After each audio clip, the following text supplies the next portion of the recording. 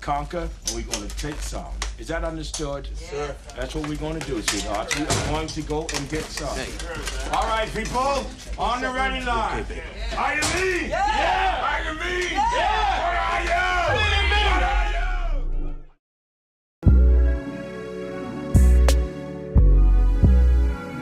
The Exceptional Parent Magazine March issue covers helpful information on hearing, vision, and speech impairments. As always, there is a special military section as well. Sign up to read for free and receive the 3 monthly newsletter at epmagazine.com.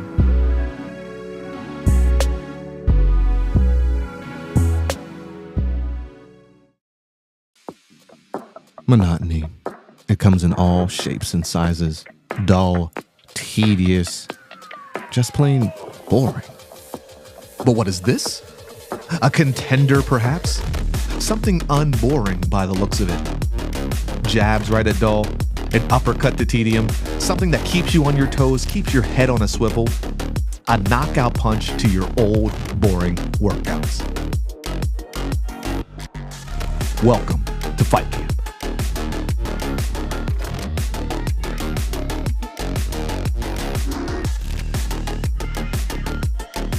Oscar Mike Radio is a proud podcast partner of Reach Across America Radio, heard every Thursday at 11 a.m. and Sunday at 8 a.m. Eastern.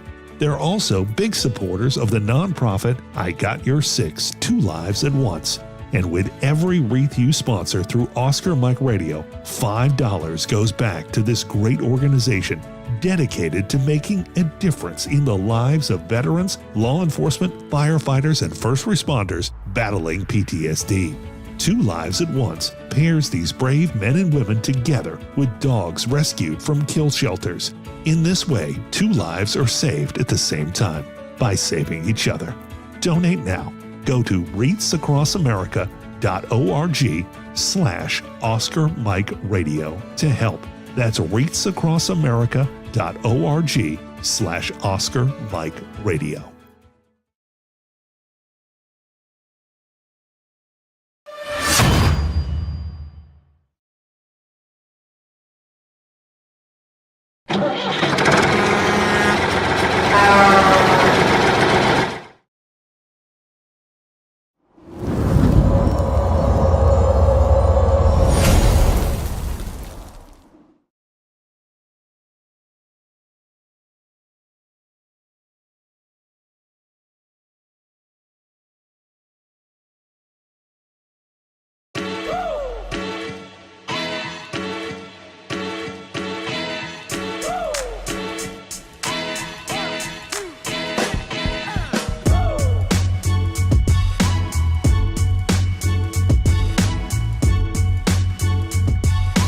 I remember a time when I was in a not so good place, and these games and these activities and being able to come and have the camaraderie that we have here, it makes me feel like I'm not alone. There are people here that have been through what I've been through. It makes me feel like I don't know, I'm part of something great.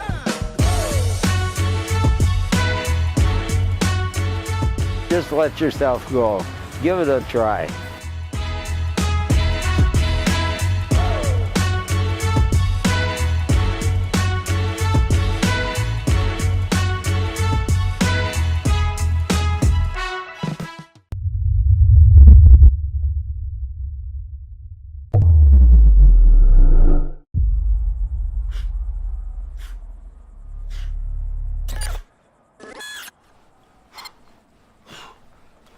How's it going? Going well. It's that new guy energy.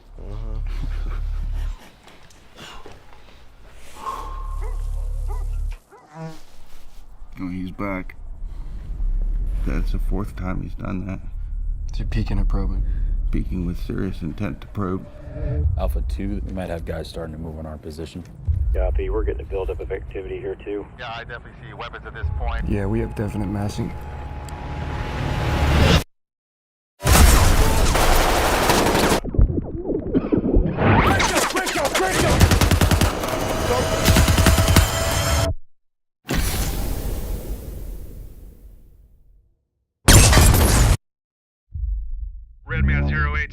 main. We're seeing activity converging to your north and south.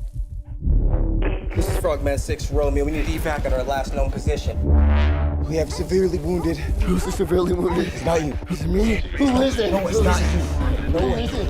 Copy 1, we're in contact 2. You coming to you or you coming to us? Stand by. We'll let you know when we're inbound. Let's move! Here's the plan.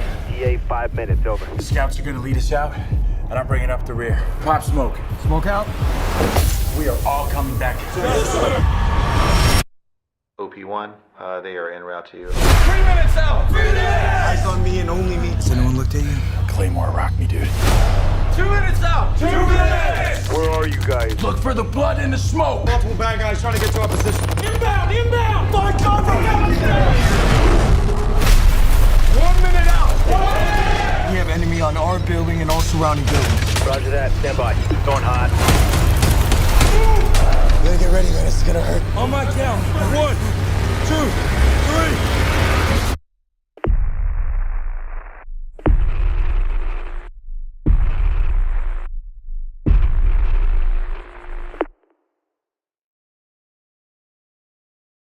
Hello and welcome again to Oscar Mike Radio. My name is Travis, Marine Corps veteran and your host. Oscar Mike Radio is co-produced with Sinister One Productions. What's your podcast doing? I want to thank my sponsor, Joyce ASAC of ASAC Real Estate, and my supporters, Kason Shaving Company, Exceptional Parent Magazine, and Fight Camp.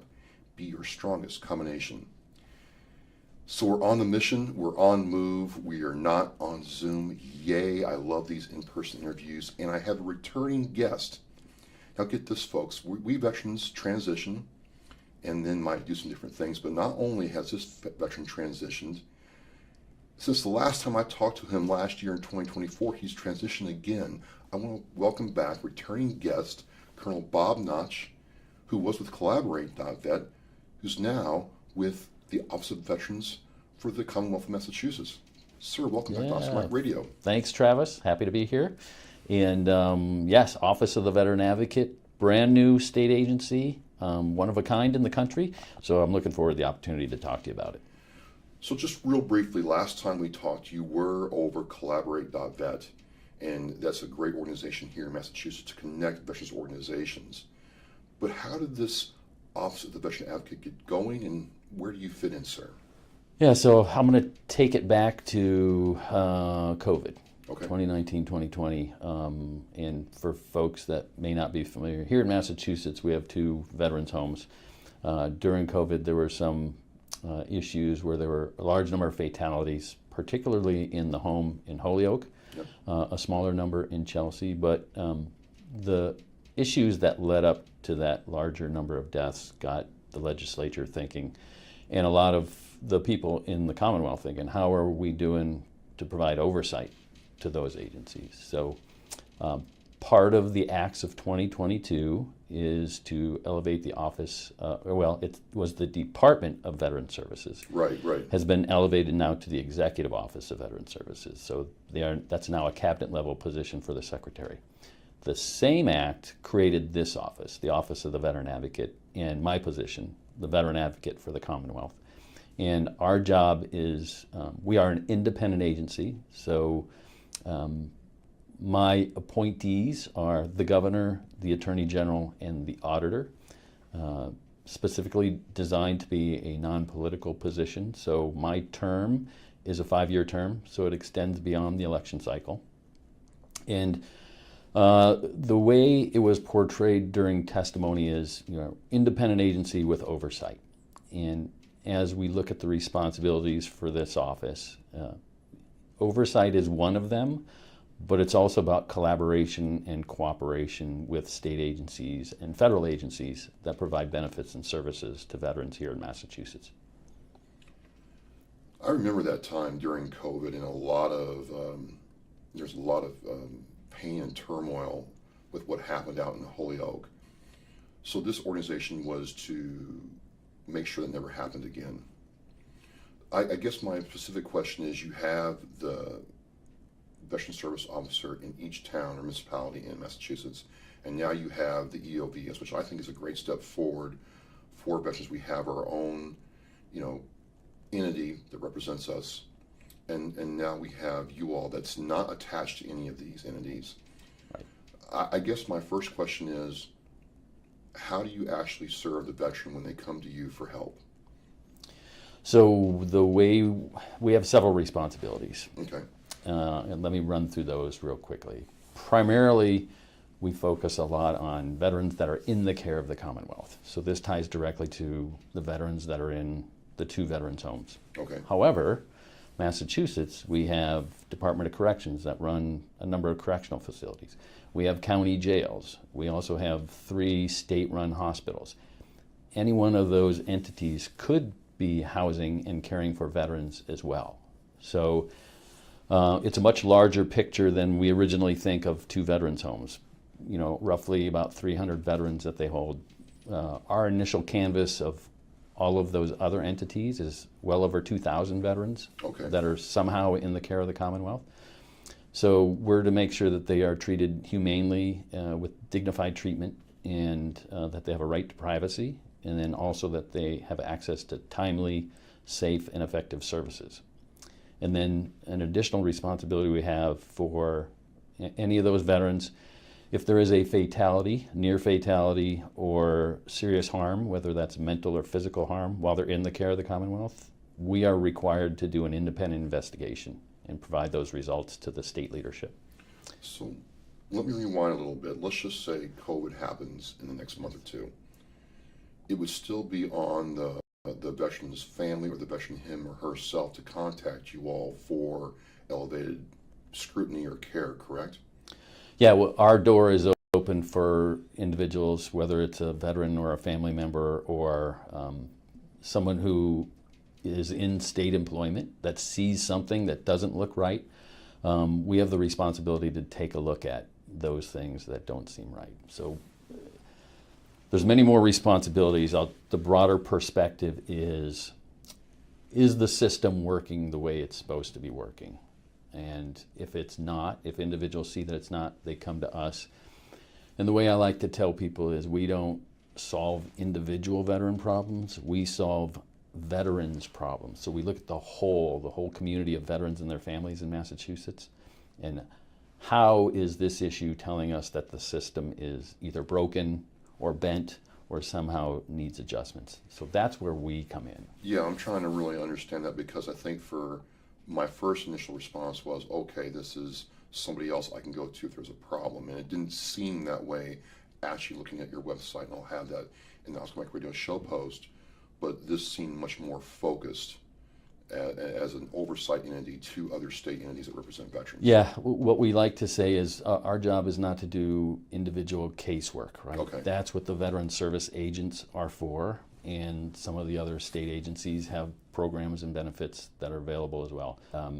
Our job is to aid and coordinate with veteran service agents. Gotcha. So we help them be better at their job. We help them liaison with state agencies when they're having difficulty getting through to help the veteran that's sitting in front of them.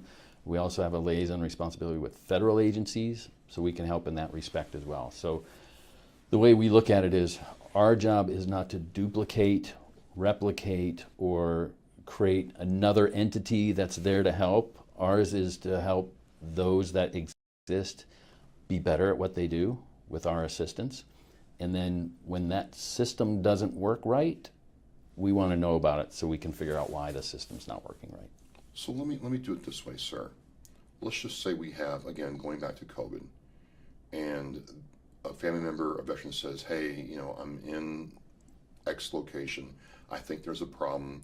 I don't think this is right. What's the process when you all get involved to address that veteran's concern? So anyone can reach out to us. Right. ova@mass.gov is the email. They can also find us on social media, Facebook, LinkedIn, X, and we have a webpage. So reach out to us, and we're working on some technology. What we're trying to do is create a system where people can leave anonymous tips. Okay. And just let us know, hey, there's something that you might want to take a look into.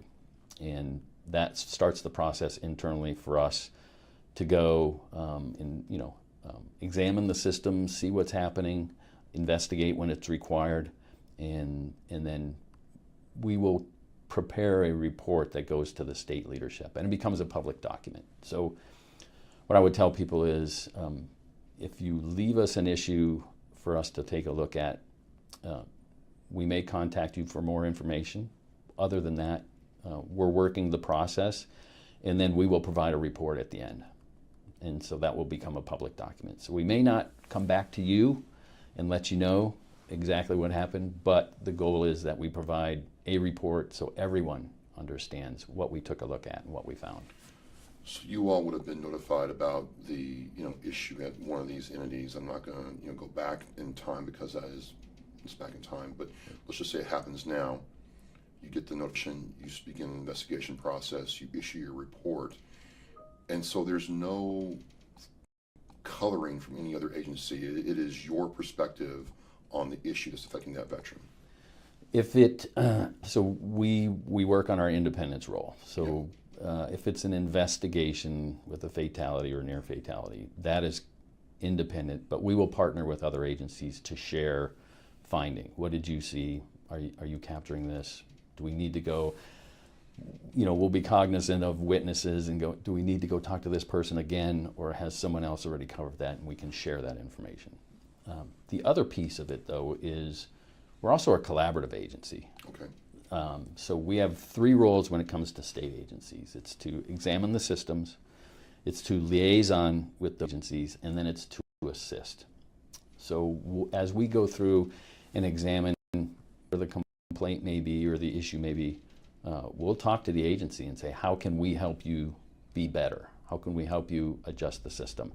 Is it advice on adjusting your policies, your regulations, or do we need to jointly propose that our lawmakers change some laws and put new things in place to make it better for the veterans? And one of those responsibilities that we have is to advise the public and the senior leadership of the state, which we take as that is our responsibility to go to the State House and have specific conversations with lawmakers and help them understand the issues with veterans, the data behind some of the issues that are out there, and help guide them to the right decision. Okay. You do all that, sir. Do you ever see your agency having to work with VSOs directly in Massachusetts or the EOVS, or is it just, you're on this mission focus and that's your sole role? So we have one responsibility is to aid and coordinate with all the veteran service agents here in the Commonwealth. So, and we also have a role to liaison with federal agencies and liaison with state agencies.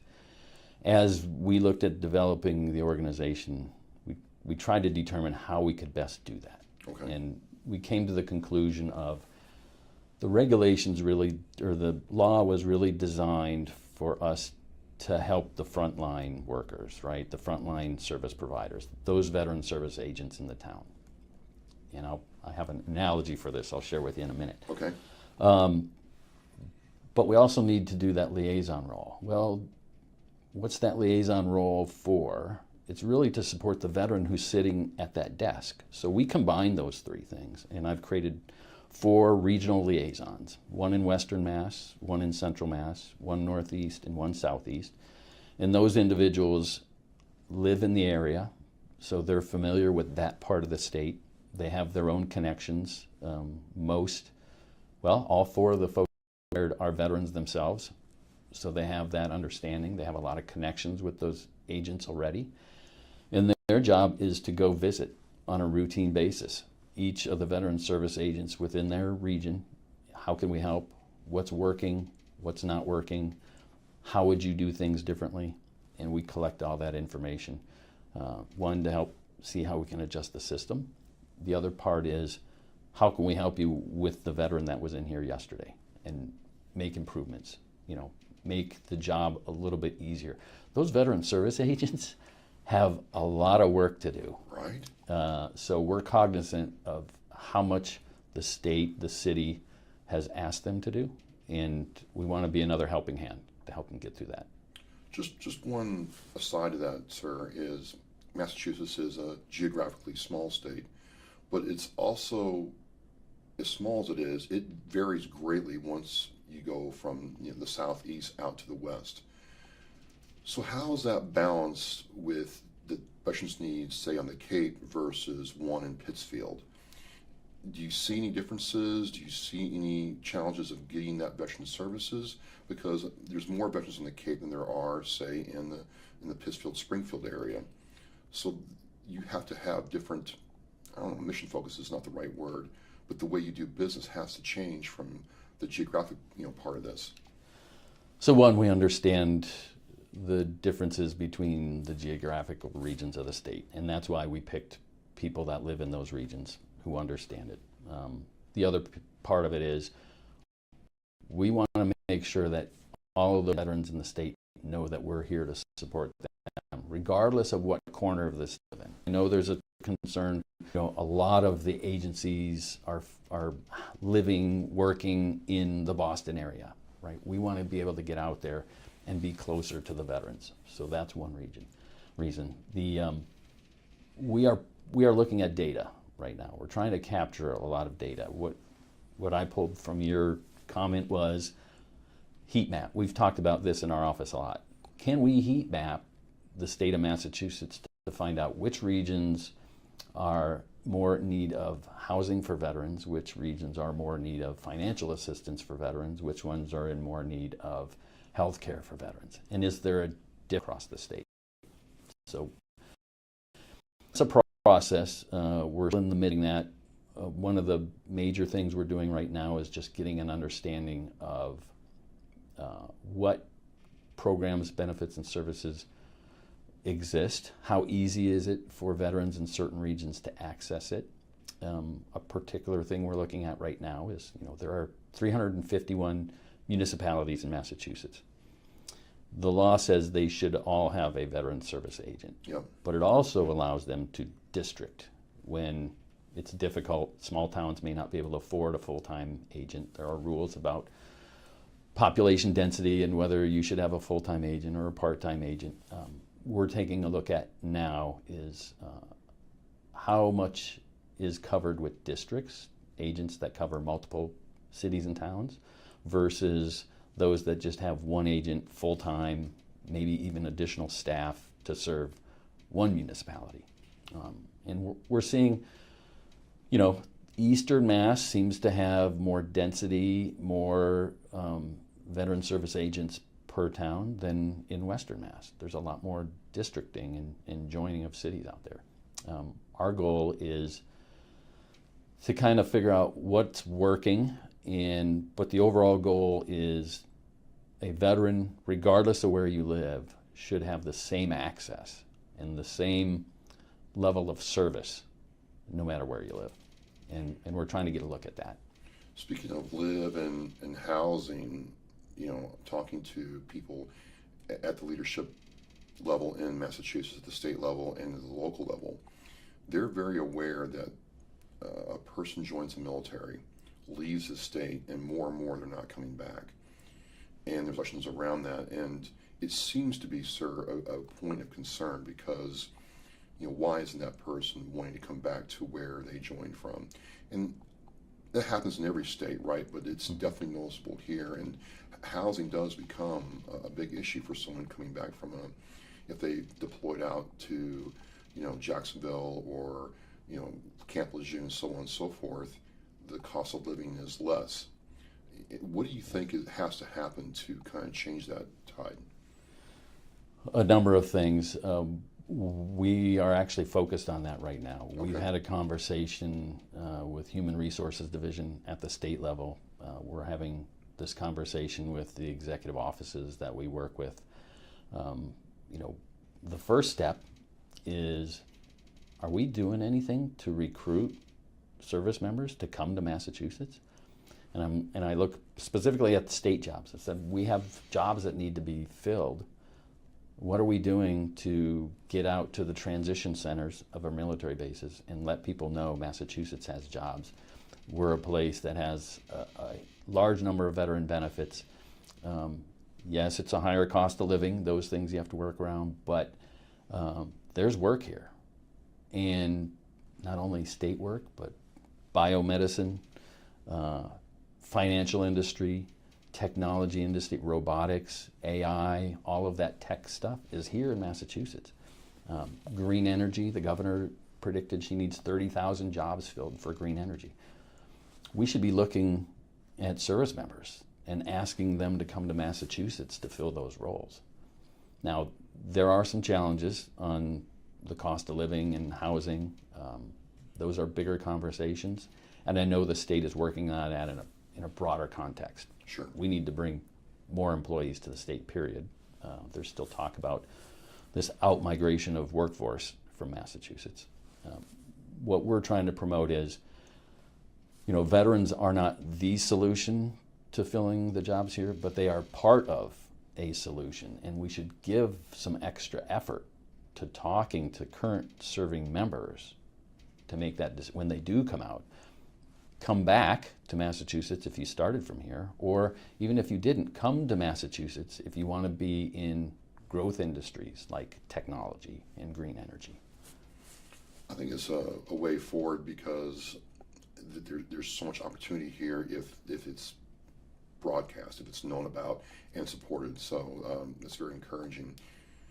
As you've gone through this, you transitioned again from Collaborate.vet to this new role, and you just launched. And it must be an exciting time for you personally to go through these periods in your career in the military. And there's this theme of transition. Do all the same rules still apply, whether you did this or your former roles, where it's about relationships, it's about flexibility and adaptability? Do you still find it to be true? Yeah, those transitions are difficult, right? I think no matter what you're doing. What's interesting about this position is it's not a direct appointee like most secretary positions are at the state level. The governor makes a choice and they get to put that person in. This position was an application process. I put in my application. There was a screening interview. Then there was a panel interview of 10 panelists because that's what the law stated. And then that panel narrows it down to 3, and those 3 get nominated for consideration to the governor, the auditor, and the attorney general for a final decision. So this position is more like any other job out there. It's a little more specified because of the way the law is written. But you go through the same process of, what's my resume look like? Which things matter? What's my experience? Do the people that I've, Collaborate.vet, the Veterans Collaborative, was a great transition for me because I knew a lot of the players in the space already on the nonprofit side, maybe fewer on the state side. I knew a lot of the issues that are affecting veterans from doing that work. So I could bring that with me into the conversations for the interview process. And then, let folks know, 27 years in the Army, another 7 years in the nonprofit space working with military and veterans. I think this job is a good fit for me. It's really, the way I see the 2 different roles with the Veterans Collaborative and this one is, Veterans Collaborative was working whole of community to try and pull all the partners in to work together to benefit veterans and their families. That means nonprofit, state, local, federal. The tent is open, everybody come in, let's break down the silos, work together to solve problems. This one, the way the law is written right now, is more a whole of government approach. It's the same concept, but it's really focused on state agencies with a little bit of connection to the federal agencies. My goal, long term, is once we get established with whole of government, that we can join with the work the collaborative is doing to get to whole of community support, to be able to tie in those local providers that are, nonprofits doing their own work. How do we tie the big picture together? I was going to talk to you about nonprofits. I was very curious about that because, unfortunately there are, bad nonprofits, and there are nonprofits that don't do what they're supposed to do. And I was curious, does your office, or do you see yourself having a role if someone said, hey, this nonprofit's not doing what they're supposed to be doing, I know money's being not spent or laundered, or that service is not being provided. Do you have any mission focus there, or is that a different department? Not particularly our focus right now. Here's the process we have to go through. We have to look at the law that was passed and see how it connects. Pretty much everything in the law says state agency or executive agency. There is a part of that that says an executive agency, or under the supervision of executive agency, a public or private facility providing those services. So we've looked at that and said, well, that tells us if you are receiving funding from an executive agency in the state, you are therefore acting on behalf of the state, and that's an agency where our reach can extend to. Those that are not receiving any funding are outside of our purview. However, what we will do is we will leverage our connections with all the other state agencies to find out if someone else can leverage their skill set to be able to handle the issue for the veteran. So, and we've recently done that. We're in the middle of wrapping up at least part one of a report in a situation where we had to go to multiple agencies to find out, you know, what's your reach, what's your scope of enforcement and support to be able to help these veterans through their issues. And we've gone through many. I think our report will highlight some gaps in the system, but the collaboration is there. We have a lot of agencies that want to support veterans as well. We have seen some issues where some agencies think, oh, that's covered. Those are veterans. Their issues are covered by the VA or the Executive Office of Veteran Services. And what we tell them is, yes, but they are also a citizen of the state. They are eligible for your benefits, whether they are veteran specific or not. And so we try to make that connection. Whatever we can find that is in best support to the veteran and their family, we want to leverage that. You said something just now, I just want to unpack a little bit. I found that there are a lot of people who believe that everything's covered by the VA.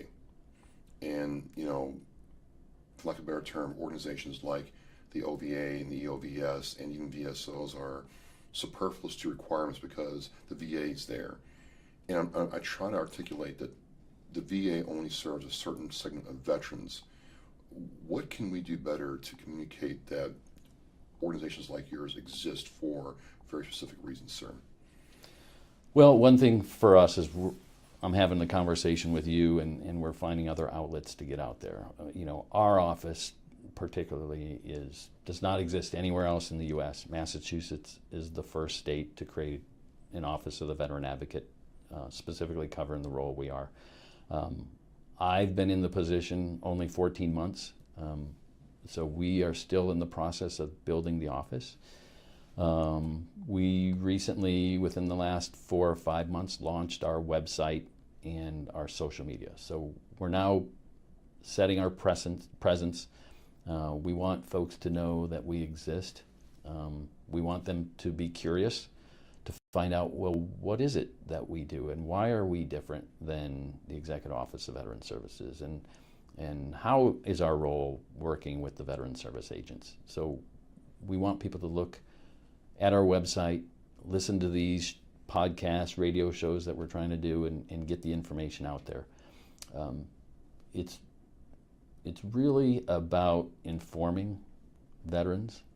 We want to ensure veterans understand there is a difference between state support and federal support through the VA. We've seen that in a couple instances where people are coming and say, this isn't working for me. Well, that's a federal issue through the VA versus a state issue because of the program or the benefit, whatever it happens to be. So it's about education and helping people understand. And our goal is, you know, we want to get veterans to go talk to their local veteran service agent. Yes. So Massachusetts is unique. We've talked about this. The intent here is to put someone to help you who's just a few blocks away. The goal is to put somebody in your community so you're not driving 2 hours or an hour and a half to go get the assistance. You can just go downtown and find the office and have the conversation. So I really like that intent here in Massachusetts. it works well in in other instances. People drop out of jobs and it takes a while to fill them, and then how are we providing that support in the meantime? And we have district towns, and maybe that agent is only one person who's now traveling between 5 towns. Can they only spend 1 day a week in your particular community?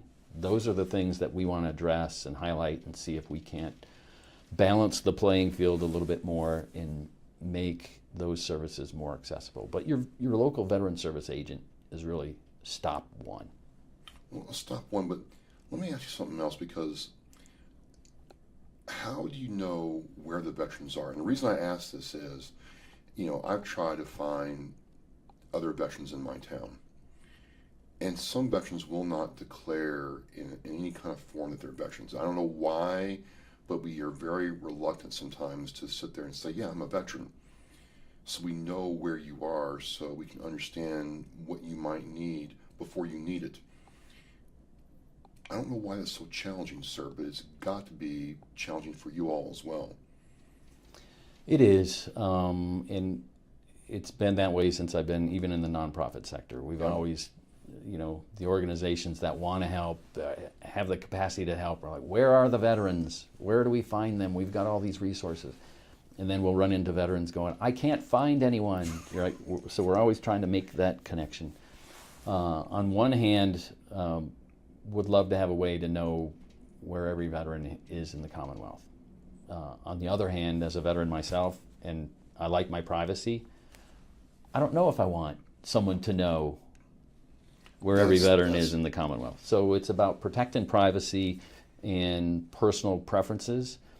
That's a balance that we have to strike. So what we do a lot of is we identify, where are we currently providing services, and can we get some idea of where the population of veteran density lies? What does that look like? We're doing a big reach into VA's data. Just understanding the population. When you go, what's the veteran population of Massachusetts? There are multiple places you can go that have very different numbers. Really? Okay. So if you go to census data, you'll get one number. Well, what our office has focused on is we will use the VA's, it's called VetPop data, because they use census data, plus they use their own internal data on people who've been asking for help. Then they also include what DOD provides them when someone transitions out, and they get a copy of that DD-214 and where they're potentially located. So their number has a lot more sources to refine what that population density looks like. So that's why we go to their number, and right now it's somewhere around 264,000 veterans here in the Commonwealth. And Massachusetts has like 3 million people in it? Somewhere closer to 7. 7, okay. So so the veteran population here is somewhere between 3 and 4% of the population of the state. Because it's an older demographic, so 60% of the veterans in Massachusetts are over the age of 50. And what that really means is, in my simple terms of, pre-Desert Storm, we were a draft army, right? We drafted for Korea, we drafted for Vietnam. So we would draft one person for a year, and then we draft their replacement for the next year. Since we went to the all-volunteer force, it's you're in for a number of years, I will send you on multiple deployments. You've probably seen that or felt it yourself. So the number of people that we've needed is much smaller than it was. So we have all these folks that served before, they're older, we're losing them. We lose about 8,000 veterans per year here in Massachusetts. It's been the trend for the past 10 years. It is the predicted trend for the next 10 years that we will continue to see the number of veterans continue to decline here in Massachusetts. Unless we do something like we talked about earlier, how can we get more former service members to come to Massachusetts and be part of the workforce and be part of the population here? So those are the things we're looking at, and when you look at those numbers that dwindle, we're between 3 and 4% of the population now.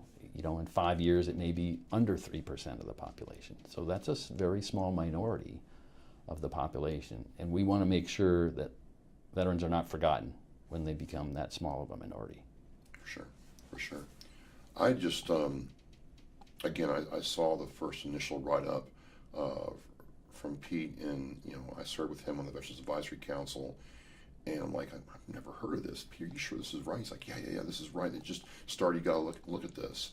And I was really interested in the genesis from mishaps in the past and a desire to improve to now. It really was a question like when you need to go to somebody that involves a state agency or one of these other orgs we talked about, where do you go? How do you go there? And how do you know that your concerns being taken seriously? That the light bulb started going on in my head that this is needed. Because we are so small, we can be pushed aside or forgotten about or prioritized differently. So I'm extremely excited to see what happens in the future. I think you're asking a lot of the same questions a lot of us veterans ask, what's going to happen in the future? And speaking of the future, you're starting to get your legs underneath of you. Where do you guys see yourselves in the next couple of years as you continue working on this? Well, we will continue to grow. So we are 12 full-time staff today.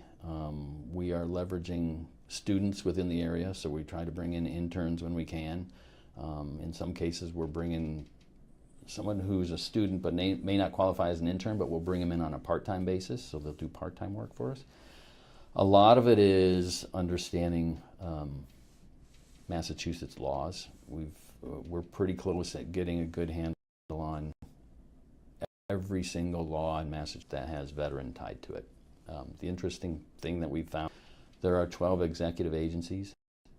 Every single one of those 12 executive agencies has some veteran program, benefit, or service within it.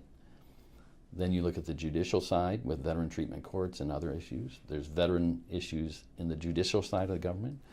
We have about 20 commissions here in the state. About half of those have something veteran tied to them. We have another dozen independent agencies here in the Commonwealth.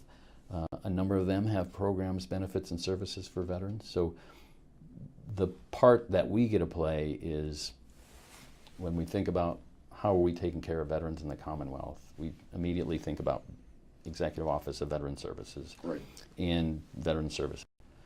I will tell you that is just a small piece of what really exists out across all state agencies. And just think about your license plate, veterans bonus, hunting and fishing licenses. All of those fall under separate agencies here in the Commonwealth. And so our role is to be a connector to all of those pieces and an advisor and an assister to help them understand, well, hey, if there's a proposal, there's a legislative proposal to change this, what does that mean for you? How can we help get your concerns as an agency leveled against what we want to do for the veterans? What makes sense? Does it need to be a legislative change, or can it be a policy change, which is totally under your control? Sure. Those are some of the bigger conversations we're starting to have. Well, it's just been great getting to learn about the Office of Veteran Advocate, how you all serve veterans in this very specific, mission focus. I think it's needed, and of course, Massachusetts is leading the way here. And I think the thing that I can take away is a lot of the questions that myself and other veterans ask. You are already asking those questions and trying to find answers, and that seems to be very proactive, so we know that we're being taken care of. If I want to connect with the OVA, I know you said it before, but is social media a great place? Is the website? What's your best way? Best way, if you want to reach us directly, is we've got an inbox set up. Okay. OVA@mass.gov. OVA@mass.gov. Just send an email there. We also have a website, mass.gov/OVA. You'll find us there. What's a value on that page, and we're continuing to build it out. We want to make that a center for information. So we have a page within there set aside for research and reports. So we are looking at documents that have been produced in the past. HERO Act is a good example. Within the HERO Act, there were 5 requirements, I think it was about 5, where, hey, create a commission to look at X and then provide this report. a lot of times those happen, they get sent back to the State House and they're gone. What we're trying to do is capture reports, put them on a page where they're publicly available, so now nonprofits, other agencies can go, I didn't know there was research done on this, and a recommendation, I can pick up that recommendation and do something about it. Yeah. So we want to make that information available. It's really hard to find when you're trying to go 12 executive agencies and 20 commissions and all of that information out there. So we're trying to kind of gather it, focus it. I would recommend people take a look at our first annual report that we submitted this fall, which just sets a baseline of our office, our specific statutory requirements, and how we're addressing those in 4 issues that we're taking a look at this year specifically. Well, sir, I want to thank you for coming back on Oscar Mike Radio and talking with me. It was a great first, and I'll have the link to that show where we first met and talked. And then now I've just felt like I've gotten a master class in how different agencies can work together. And again, this theme of transition, you have served our country, you serve nonprofits, and now you serve, at the state level. It's just a really great story. I want to thank you for sharing with me. I'm just happy to have the opportunity to continue the work and serve service members, their families, veterans. It still keeps that fire burning inside, right? Once you're part of the community, you're always part of it, and it's a great way to continue to give back. So love what I'm doing. Thank you very much.